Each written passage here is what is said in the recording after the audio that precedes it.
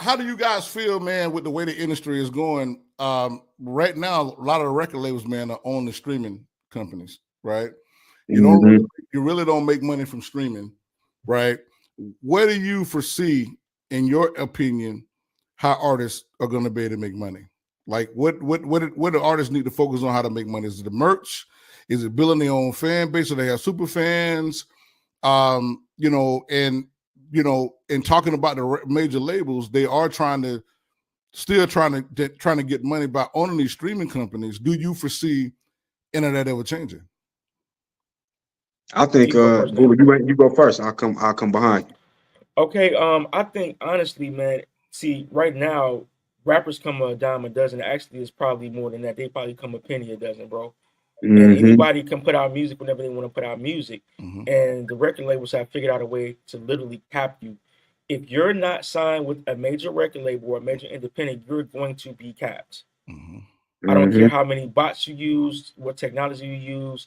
I don't care if you got 1,000 people that's streaming at the same time. I need you to break that down. When you say capped, like, let's break that down for somebody who don't understand what capped means. What do you mean capped? What you mean to tell me is that if I go and spend my money on YouTube and I go and put my money on a record and I'm going to be capped? Like, what does that mean? You can take, if you had $1 million right now and you go invest that on Facebook ads, Instagram ads, you did an actual, you can even do a TV commercial on the Super Bowl. The major record labels are going to give you a certain amount. They're going to cap you. When I mean cap, they're going to give you so many streams per day because they don't want you competing with their Billboard status or their artists. They're not going to let you do it. It's just like back in the day when we had payola issues at record labels and radio stations. How you going to be a small guy off the street with a little bit of money going to come in and get the number 1 through 10 spot on the radio when all these major labels have their people in place already? You're not going to be able to do it. You can build yourself up to where they come looking for you and say, look, you're doing a really good job. We want to now sign you, put you under our label and give you a deal. That's the leverage that you can use to get a major deal to stop getting capped. Mm-hmm. But it's nothing wrong with getting capped. That just lets you know you're doing a good job. But you have limitations on how much you're going to be able to make. Now, you might be able to make on each platform 100,000 a year times whatever platform. But if you want to go past that, you're going to have to sign with a major. You're not going to get around it.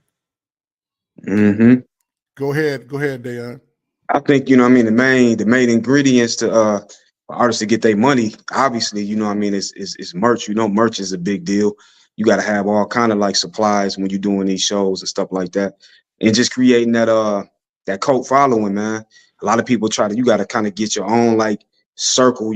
Cult following, build your own world. I was just telling this to one of my guys.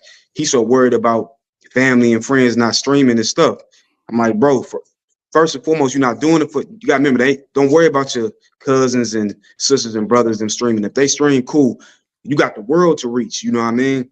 You got to get out here and get those people because them the ones that's gonna make your music go around for a service where you can get money, and you got to build that core fan base that love your music, that brag about you when they going out. Man, you heard of this dude. Matter of fact, they want to brag about you so much, but they want to keep you inside too, to where they don't even want to share you with a lot of people. You know what I mean? That's how them diehard fans be. So I was telling him, breaking it down, like, man, you need to build your own core fan base.